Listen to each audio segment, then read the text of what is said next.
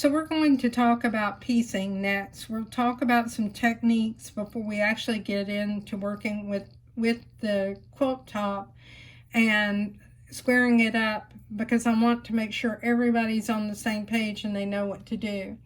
So the first is about piecing. I prefer to piece using the Q menu. I like to use stitch Q01.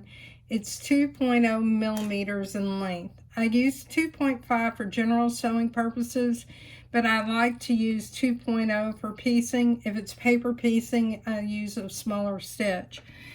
I do not use a J foot for piecing. You may like to use that foot. The foot has marks on it that indicate the needle position, like left, middle, and right. But I prefer to use a straight stitch plate, which came with your machine, and an optional foot that I purchased. You can use this foot that came with your machine. You guide your fabric using the measurement that you see. That's this third measurement from the inside of your foot. You make sure that your fabric is going under your needle and guided to the edge with this third measurement. Don't use outside of your foot, because that's not 1/4 of an inch. Another foot that you can use is the straight stitch with guide. This is 1/4 inch on the right side and 1/8 of an inch on the left side. And this is a good foot to use. You can see the guide here if you don't have a lot of seams that you're traveling over. The next is to use what is called a piecing foot, and actually it's called a 1/4 inch foot, and you can see it here, and it's called also a patchwork foot. I like this because you follow this edge right here. This is 1/4 of an inch. It's using the straight stitch plate. On the left, it's used 1/8 of an inch, and it has 1/4 of an inch markings along the side and 1/8 of an inch here. The other thing you can do is you can use a tape on your machine. So you can see right here, I have 1/4 of an inch. So for me to put tape, I would line it up so that it was lined up with 1/4 inch here.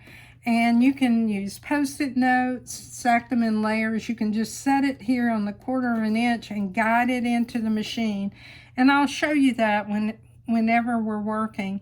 You have 2 bobbin covers that come with your machine. One of those is one that doesn't have markings. I prefer to have this on my machine. You'll notice on both the front and back of your stitch plate that you have the 1/4 inch marking. So you have that line right here, you have it here, and then you also have it on the back.